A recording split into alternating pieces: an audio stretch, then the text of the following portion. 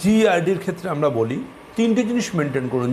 যেই সব পেশেন্টের ক্ষেত্রে রাত্রে শোয়ার পর মাঝরাত্রে গলা বুক জ্বলে গেল, মুখে টক জল চলে এলো, এরম সিমটম মাঝে মধ্যে পান, মাঝে মধ্যে, রোজ নয়, তারা তিনটে জিনিস মনে করবেন। 1 নম্বর, ডিনারের টাইম এগিয়ে আনবেন, রাত্রির 8টা।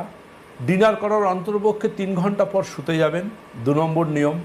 3 নম্বর নিয়ম, শোবেন যখন বাঁ দিকে পাশ ফিরে শোবেন। 4 নম্বর নিয়ম, যখন শোবেন দুটো বালিশে শোবেন। 5 নম্বর নিয়ম, যখন শোবেন অবশ্যই আপনি বাঁ দিকে যখন পাশ ফিরে শুচ্ছেন আপনার পা যেন পাশ বালিশের ওপর থাকে, ডান পাটা।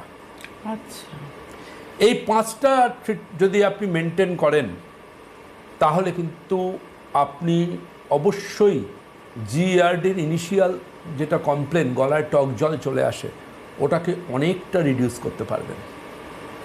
সব ক্ষেত্রে ওষুধ লাগে না, কিছু ক্ষেত্রে কিন্তু অবশ্যই আপনাকে ওষুধের পাশাপাশি আপনাকে কয়েকটা ছোটোখাটো জিনিসে কারেকশান করা প্রয়োজন, যেগুলোতে আপনি অ্যাসিডিটিকে আটকে দিতে পারবেন।